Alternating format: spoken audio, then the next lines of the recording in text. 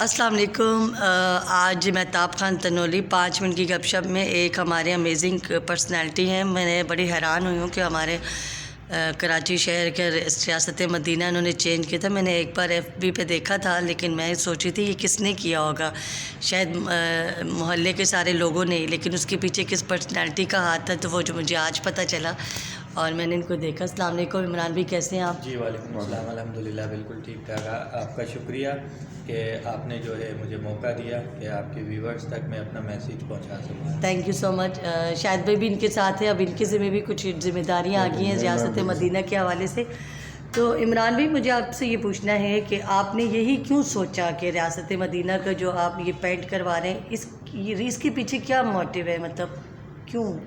دیکھیں، یہ سوچ جو ہے میں اکیلا اس میں نہیں ہوں، میری ایک ٹیم ہے جو کہ اس میں ایک میرے ساتھ ہیں عثمان نبیل حسین۔ ان کا یہ ویژن تھا کہ ہم دیکھیں سنتے رہتے ہیں ریاست مدینہ، لیکن عملی طور پر ہمیں کہیں ورکنگ اس کی نظر نہیں آتی۔ تو ہم نے سوچا ہم کراچی میں ایک ایسی اسٹریٹ بنائیں جو کہ دوسری گلیوں سے مختلف ہو، اور مختلف ہونے کے ساتھ ساتھ وہاں پر ہم ایسا ماحول بنائیں جو کہ دوسری گلیوں سے مختلف ہو۔ تو یہ سوچ کر ہم نے ریاست مدینہ کے پیٹرن پر کام کیا۔ تو میں آج جو ہے آپ سے ریکویسٹ یہ کروں گا، کیونکہ بہت سارے انٹرویوز میرے آئے ہیں جس میں ریاست مدینہ کے حوالے سے بات ہوئی ہے، تو میں آپ سے ریکویسٹ یہ کروں گا کہ آج ہم بات کرتے ہیں کہ ہم اپنی گلیوں کو جو ہے بہترین اور جو ہے کس طرح سے بنا سکتے ہیں۔ اسی لیے میں نے آپ سے یہ پوچھنے کی خواہش کی کہ باقی لوگ کرنا چاہیں گے تو کیسے کریں؟ دیکھیں، ہمیں ضرورت ہے، ہم جو پاکستانی ہیں ان کے اندر کچھ بھی کرنے کا جذبہ ہوتا ہے، لیکن صرف اور صرف ضرورت ہوتی ہے ہمیں تھوڑا سا جگانے کی۔ تو آپ نے بھی ان کو صرف اس طریقے سے جگانا ہے، ہلانا ہے ان کو کہ بھائی آپ یہ کر سکتے ہیں۔ دیکھیں ہوتا کیا ہے، ہم جب کاؤنسلنگ کرتے ہیں لوگوں کی، انہیں بتاتے ہیں ان کی سوشل اینڈ سیوک رسپانسبلٹیز کیا ہیں، تو جب مجھے پتہ چلتا ہے میری سیوک اینڈ سوشل رسپانسبلٹیز کیا ہیں، کیا میں نے اپنے معاشرے میں کس طرح سے اپنا رول پلے کرنا ہے، تو جب میں اس طریقے سے اپنا رول پلے کرنے لگتا ہوں تو میں بہتری کی طرف جانے لگتا ہوں۔ دیکھیں، صرف اور صرف دیکھنے والوں کو میں یہی بتانا چاہوں گا کہ آپ بھی اپنی گلی کو ریاست مدینہ کے عملی طرز پر بنا سکتے ہیں۔ اس کے لیے آپ کو کرنا کیا ہوگا، اس کے لیے آپ کو آج سے ہی کام اسٹارٹ کرنا ہوگا۔ آپ نے اپنے دوستوں کو، اپنے ریلیٹیوز کو، اپنے پیرنٹس کی جو ہے وہ کاؤنسلنگ کرنی ہوگی، انہیں بتانا ہوگا، قرآن پاک کی وہ آیت پڑھ کر انہیں سنانی ہوگی کہ اللہ پاک کسی قوم کی حالت اس وقت تک نہیں بدلتا جب تک وہ اپنی حالت خود بدلنے کا ارادہ یا عزم نہ کرے۔ تو جیسے جیسے آپ جو ہے کاؤنسلنگ کرتے جائیں گے، آپ کی ٹیم بڑھتی جائے گی، 2 سے 4، 4 سے 8، اس طرح سے پھر ایک دن ایسا آئے گا کہ پورا ایریا جو ہے وہ آپ کے ساتھ ہوگا، اور جب آپ کے ساتھ پورا ایریا ہوگا تو جب آپ کے جو مسائل ہوں گے وہ آپ کو بڑے چھوٹے سے لگیں گے۔ تو جب ہم نے اس اسٹریٹ میں کام اسٹارٹ کیا تھا تو یہ اسٹریٹ بڑی بے شمار جو ہے مسائل کا شکار تھی۔ اس کی کنڈیشن سیم اسی طرح تھی جیسے کہ پاکستان کی دوسری گلیوں کی ہے۔ یہاں کی سڑک ٹوٹ پھوٹ کا شکار تھی، یہاں پر جو ہے سیوریج کے مسائل، پانی کے مسائل۔ دیکھیں، ہم نے کرنا یہ ہوتا ہے کہ ہم نے ذمہ داری لینی ہوتی ہے۔ ہم کرتے کیا ہیں، اگر میرے ایریے میں کچرا ہے تو میں سارا کا سارا ملبہ ڈال دیتا ہوں گورنمنٹ پر کہ بھائی یہ ان کا کام ہے، لیکن میں یہ نہیں سوچتا، اس چیز کو سمجھنے کی کوشش نہیں کرتا کہ میری کیا ذمہ داری ہے۔ تو اپنی ذمہ داری جب ہم پوری کرنے لگیں گے، اپنی رسپانسبلٹیز کو سمجھنے لگیں گے، تو انشاءاللہ تعالیٰ دیکھیں ہم جو ہے بہتری کی طرف جو ہے وہ جانے لگیں گے۔ اور دیکھیں ہم نے کرنا کیا ہوتا ہے، اب بہت سارا کچرا میرے گلی میں پڑا ہوا ہے، تو میں نے اس طرح ذمہ دار بننا ہے کہ میں نے یہ نہیں دیکھنا کہ بہت سارا کچرا پڑا ہوا ہے میں بھی وہاں پھینک دوں۔ تو میں نے کرنا یہ ہے کہ جو اپنے گھر کا ویسٹیج ہے اس کو لے کر میں نے جو قریبی جو ہمارا گاربیج اسٹیشن بنا ہوا ہے وہاں تک پھینکنا ہے۔ اپنی ذمہ داری کو ہم نے پورا کرنا ہے۔ جیسے جیسے ہم اپنی ذمہ داریوں کو سمجھنے لگیں گے تو انشاءاللہ تعالی ہم جو ہے کامیابی کی طرف بڑھنے لگیں گے۔ اچھا عمران بھائی، میرے دماغ میں آپ جب بات کر رہے تھے میرے دماغ میں ابھی بات آئی کہ ایک سوال آیا اور آئیڈیا بھی آیا۔ یہ جو ہمارے جیل ہیں ملک کے، باقی جیل ہم نے سنا ہے کہ ایسے نہیں ہوتے، اگر ان کو بھی پینٹ کیا جائے تو کیسا رہے گا کہ ایک قیدی ہے اس کا ایک انوائرمنٹ چینج ہو جائے گا، اور اس کو کیا خیال ہے دیکھیں اگر اس طرح گورنمنٹ ہیلپ کرے؟ بالکل ہو سکتا ہے۔ دیکھیں انوائرمنٹ کا ہماری زندگی پہ، روزمرہ کی زندگی پہ بڑا اثر پڑتا ہے۔ جب ہم اپنے گھر سے نکلتے ہیں اور میرا قدم جو ہے وہ سیوریج کے پانی میں لگتا ہے تو میں جو ہے مطلب ایک الگ ہی ہماری طبیعت ہو جاتی ہے. تو میں تھوڑا سا آپ کو یہ بتاؤں یہ اسٹارٹ کیسے ہوا تھا. ریاست مدینہ سے پہلے ہم نے اپنے مسائل کو کس طریقے سے سولو کرنے کا جو ہے وہ سوچا تھا. ایک دن میری بڑی امپورٹنٹ ایک میٹنگ تھی, میں نے اس میں جانا تھا. تو میری جو گاڑی کھڑی ہوئی تھی وہ سیوریج کے پانی میں تھی. اب میں تھوڑا سا جو ہے قدم تھوڑا میں نے بڑھایا اور میں گاڑی میں اپنی بیٹھنے لگا تھا اور میرا پاؤں سلپ ہوا اور میں سیوریج کے پانی میں گرا. تو اس کے لیے مجھے آدھا گھنٹہ لیٹ ہونا پڑا, میرے کپڑے سارے خراب ہوئے. تو اس دن میں نے یہ سوچا, اپنے آپ سے سوال کیا کہ مطلب کب تک ہم نے اس کنڈیشن میں رہنا ہے, کب تک ہم نے اسی طرح اذیت والی زندگی گزارنی ہے, تو کب ہم چینج کریں گے. تو جب میں نے یہ سوچا, اپنے دوستوں کی کاؤنسلنگ کی, تو میں جو اکیلا تھا تو ہمارے ساتھ 5 لوگ جڑے. تو دیکھیں جیسے میں بلوچ کالونی میں اکیلا آیا تھا, آج میری ایک ٹیم ممبر کا اضافہ ہوا, شاہد صاحب میرے ساتھ ہیں, تو میں ان کا بےحد مشکور ہوں. تو انوائرمنٹ کی جو آپ بات کر رہے ہیں نا, تو دیکھیں یہ جیل کی ہم بات نہیں کر رہے, ہر شہر کی, ہر گلی کی.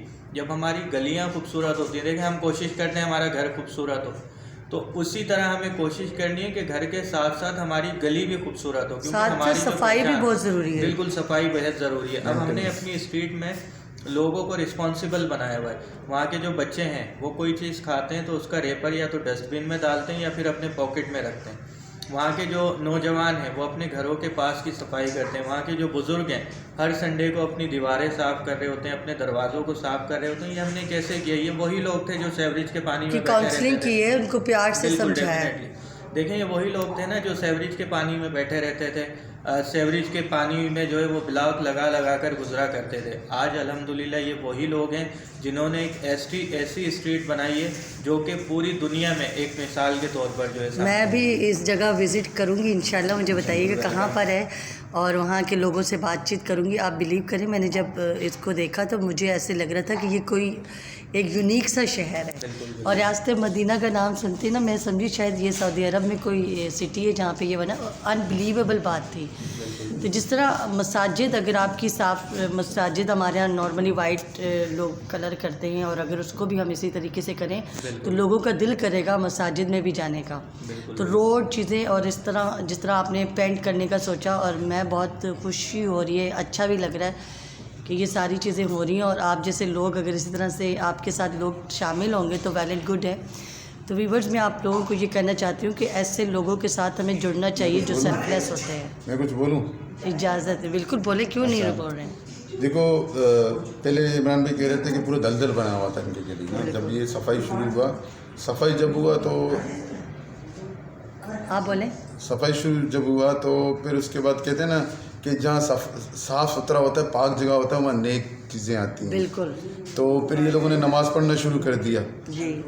تو یہ نیک لوگ آنے شروع ہوئے, وہاں برکت ہونا شروع ہو گیا. اب وہ وہاں برکت ہے. صفائی نصف ایمان ہے. جہاں صفائی ہوگا وہاں نیک فرشتے بھی آئیں گے, نیک لوگ بھی آئیں گے, اور اچھا سوچ بنے گا. تو ہم چاہتے ہیں کہ پورے پاکستان میں ایسا ہو اور اچھا سوچ بن جائے اور نیک فرشتے آ جائیں. اور یہ سب بھائیوں سے ہم التجا کرتے ہیں کہ آپ آؤ ہماری ٹیم کے ساتھ مل جاؤ اور ہم اس کے لیے کام کریں. دوسرا میں یہ سوچ رہی ہوں کہ ہم اگر مسلمان ہیں تو ہمیں تو بچپن سے یہ تربیت دی گئی ہے کہ صفائی نصف ایمان ہے. ہمیں کہا گیا ہے کہ ریپر جو ہے وہ ڈسٹ بن میں پھینکنا ہے. ہمیں کہا گیا ہے کہ جہاں جالے بھی نظر آ رہے ہوں تو اس کی بھی صفائی ہونی چاہیے. ہمیں بتایا گیا ہے, لیکن پھر بھی ہم ایسا کیوں نہیں کرتے ہیں. آپ کے کردار سے کسی انسانیت کو تکلیف نہ ہو. آپ کے کردار سے, جیسا میں کچرا پھینکوں گا تو کوئی دوسرا انسان دے گا, کس کے گھر کے سامنے پڑا ہوگا, وہ دل میں پتہ نہیں کیا سوچے گا, کس نے پھینک دیا دل سے. تو یہ اس چیز سے, یہ تو ہمارا اسلام سکھا رہا ہمیں. تو اگر مسلمان ہونے کی حیثیت سے ہم پاکستان میں رہتے ہیں, اور پاکستان کا مطلب بھی آپ کو پتہ ہے کہ کیا ہے, اس کے باوجود ہمارا ملک گندا ہے, تو یہ پھر ہم لوگ پھر مسلمان کہلانے کے لائق ہیں. آپ سمجھتے کہ ہم سمجھ نہیں رہے, ہم دیکھ رہے ہیں کچرے سے نالے سے گزر رہے ہیں.